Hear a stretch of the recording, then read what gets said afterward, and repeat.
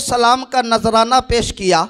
जब नबी उस हिरन के करीब गए, कहा या रसूल अल्लाह, मेरे 2 बच्चे हैं, मुझे इस शिकारी ने शिकार कर लिया है, या रसूल अल्लाह मुझे आज़ाद करवा दीजिए, मैं अपने दोनों बच्चों को दूध पिला के फौरन आपकी बारगाह में आऊंगी। हुजूर फरमाते हैं, ऐ हिरन, तू नबी से वादा कर रही है, बता तू आएगी या नहीं? अल्लाह अकबर। हिरन जवाब देती है, मैं अल्लाह के नबी से वादा कर रही हूँ, मैं वापस जरूर आऊंगी। अब हाल ये है कि नबी ने उस हिरन को आजाद कर दिया और आजाद करने के बाद हिरन नबी पर सलातो सलाम का नजराना पेश करते हुए अपने बच्चों के पास चली गई। अब इधर शिकारी आ गया। शिकारी आने के बाद देखा कि हिरन को आजाद कर दिया है। उस एराबी ने कहा, आपने मेरे शिकार को आजाद क्यों किया? आखिर आजाद करने की वजह क्या है? अल्लाह अकबर। मुस्तफ़ा फरमाते हैं, ऐ शिकारी, वो हिरन अभी वापस आएगी, वो मुझसे वादा करके गई है, मैं अल्लाह का रसूल हूँ। अब वो एराबी हंसने लगता है और कहता है, कमान से निकला हुआ तीर और जो है जाल से निकला हुआ शिकार कभी वापस आता है क्या? कहा मुस्तफ़ा प्यारे ने, एराबी रुक जा, अभी आएगा, तो घबराने की जरूरत नहीं है। अल्लाह अकबर। वो एराबी कहता है, अगर आ गया, अगर वो हिरन आ गई तो मैं आपका कलमा पढ़ के इस्लाम में दाखिल हो जाऊंगा।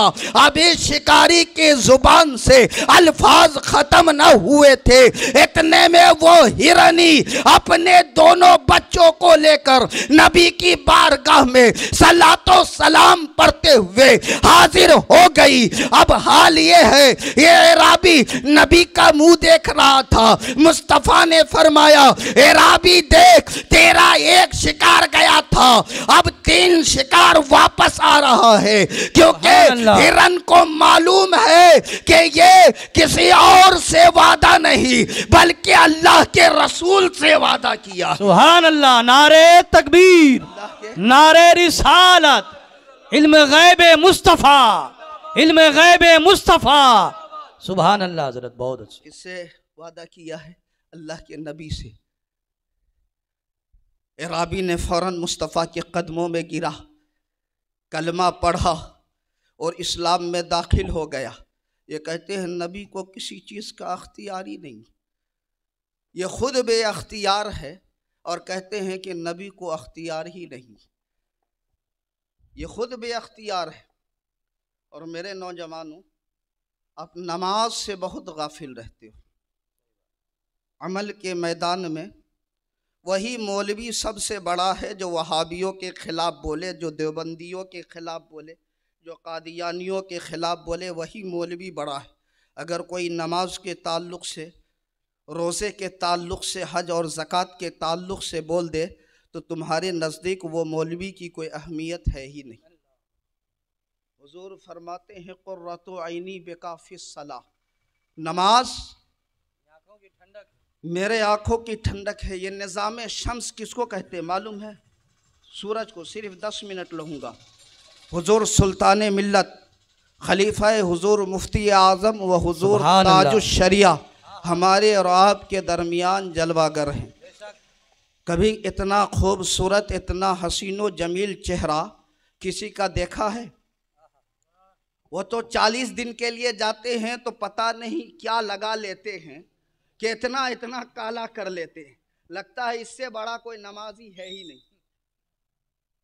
पूरी जिंदगी नमाज पढ़ते रहे, चेहरे पे कोई निशान है नहीं है। हम सजदा करते हैं अल्लाह को राजी करने के लिए, अपने माथे को रगड़ने के लिए नहीं।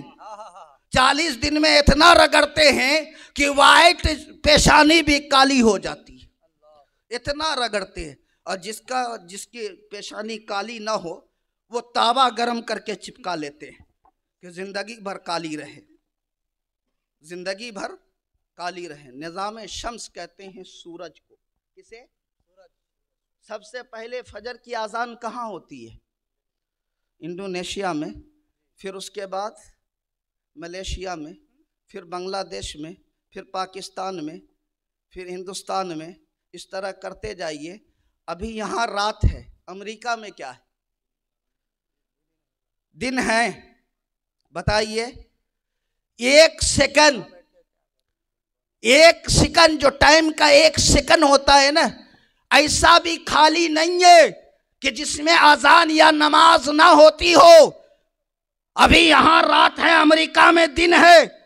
यहाँ ईशा की नमाज हो रही है, अमेरिका में फजर की नमाज हो रही है। अल्लाह ने ऐसा निजाम बना दिया क्योंकि अल्लाह को मालूम था मुस्तफ़ा प्यारे जब मदीने जाएंगे तो उस वक्त फरमाएंगे खुर्रतु ऐनी बिका फिस्सलाह, नमाज मेरे आंखों की ठंडक है।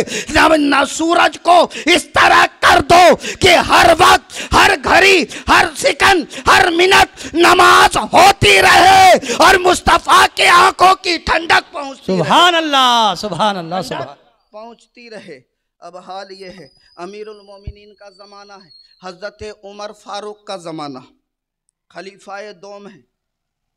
एक बुढ़िया आपके ज़माने में मिट्टी का तेल लेकर के मदीने के बाज़ार में बेचा करती थी, जिससे वो 1-2 वक्त की रोटी खा सके।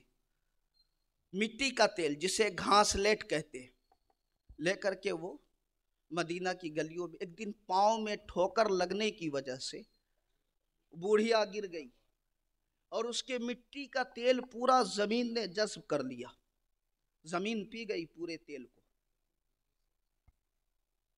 वो बूढ़िया भागे हुए अमीरुल मोमिनीन हज़रत उमर फारूक रदी अल्लाह ताला अन्हु की बारगाह में हाजिर हुई। अर्ज़ करती है, अमीरुल मोमिनीन मेरा इंसाफ कर दीजिए, मैं एक गरीब बूढ़िया हूँ। 2 मिनट, मैं एक गरीब बूढ़िया हूं, मैं सिर्फ घासलेट यानी मिट्टी के तेल को बेच करके अपना गुजर बसर करती हूं। अब जो है वो मिट्टी के तेल को जमीन ने जज्ब कर लिया है। उमर फारूक मेरा इंसाफ कर दीजिए।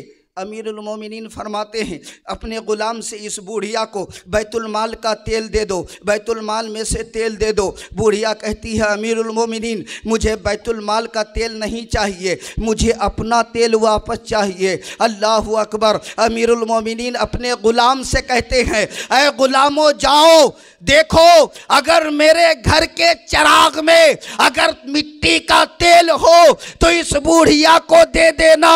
वक्त के बादशाह है, अमीरुल मोमिनीन है, आज गली का कौंसलर बन जाए तो गरीबे के हक को खा लेता है। आज अगर गली का कौंसलर हो जाए तो इस तरह फख्र से चलता है कि रुए जमीन पर उससे बड़ा कोई है ही नहीं। किसी को गरीब समझता ही नहीं है अगर गली का कौंसलर हो जाए, लेकिन ये मुस्तफ़ा का गुलाम है।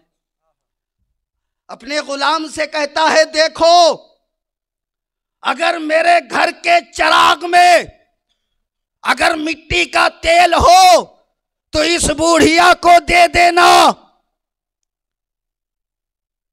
बूढ़िया अर्ज करती है, अमीरुल मोमिनीन मुझे आपके घर के चिराग का तेल नहीं चाहिए, मुझे मेरा तेल चाहिए। अगर आपने इंसाफ नहीं किया तो कल बारगाहे मौला में आपके दामन को पकड़ के अल्लाह की बारगाह में अर्ज करूंगी, ऐ रब्बे काबा उमर ने मेरा इंसाफ नहीं किया। इतना सुनना था, हजरत उमर लर्जा बरंदाम हो गए, जिस्म कांपने लगा, चेहरा सुर्ख हो गया। अल्लाहु अकबर। अपने गुलाम से कहते हैं, अंदर जाओ एक चमड़े का टुकड़ा लेकर के आओ। अल्लाहु अकबर। वो गुलाम फौरन अंदर जाता है, चमड़े का टुकड़ा लाता है। अमीरुल मोमिनीन उस पर कुछ लिख देते हैं और लिखने के बाद कहते हैं, ऐ बूढ़िया जाओ, और जाने के बाद जिस जगह जमीन ने तुम्हारे तेल को जज्ब कर लिया है वहां रख देना। अब हाल ये है, बूढ़िया भागी हुई वहां जाती है और जमीन पर उस पर्चे को रख देती है। उस जमीन ने फौरन तेल को उल्टी कर दिया, सारा तेल उगल दिया। बुढ़िया अपने तेल को लेती है, चमड़े के उस टुकड़े को लेती है, अमीरुल मोमिनीन की बारगाह में आती है और आने के बाद अर्ज करती है, अमीरुल मोमिनीन आपने इस पर्चे में क्या लिखा था? अमीरुल मोमिनीन फरमाते हैं, बुढ़िया बता तुझे तेरा तेल मिला या नहीं? बुढ़िया कहती है, मुझे मेरा तेल मिल गया है, लेकिन आप बताइए कि इस पर्चे में आपने लिखा क्या है? अमीरुल मोमिनीन फरमाते हैं, ये मैं जानता हूँ, यह ज़मीन का मसला है। बुढ़िया तुझे तेरा तेल मिल गया, तू वापस चली जा। बुढ़िया कहती है, अमीरुल मोमिनीन आपको अल्लाह और उसके रसूल का वास्ता है, आप बताइए कि आपने इस पर्चे में लिखा क्या है? अल्लाहु अकबर। अमीरुल मोमिनीन फरमाते हैं, बुढ़िया जानना चाहती है मैंने इस पर्चे में क्या लिखा है, तो सुन, मैंने इस पर्चे में लिखा है, बुढ़िया ए ज़मीन इस बुढ़िया के तेल को वापस कर दे, वरना तेरे सीने में बेनमाजी को दफन करूंगा। अल्लाहु अकबर। किसे दफन करूंगा? किसे? जरा जोर से बोलो। बेनमाजी। किसे दफन करेंगे? बेनमाजी को। और जमीन खौफ से लर्जा बरंदाम हो गई, जमीन कांप गई और उस बुढ़िया के तेल को वापस कर दिया। जमीन को गवारा नहीं कि कोई बेनमाजी मेरे सीने में दफन हो। एक सहाबी थे, बारगाहे मुस्तफा में गए, कहा या रसूल अल्लाह मेरे घर की बरकत चली गई है। हुजूर ने कहा घर पे पर्दा करो। कुछ दिन के बाद जब हालत अच्छी हो गई, बारगाहे मुस्तफा में गया, अर्ज करने लगा या रसूल अल्लाह ये पर्दे से क्या मुराद है? हुजूर फरमाते हैं तुम्हारा घर सड़क के किनारे है, उधर से एक बेनमाजी का गुजर होता है, बेनमाजी की नज़र पड़ने की वजह से तेरे घर की बरकत चली गई। तो जिस घर में बेनमाजी की नज़र पड़ जाए उस घर की बरकत खत्म हो जाती है। तो जिस घर में बेनमाजी हो,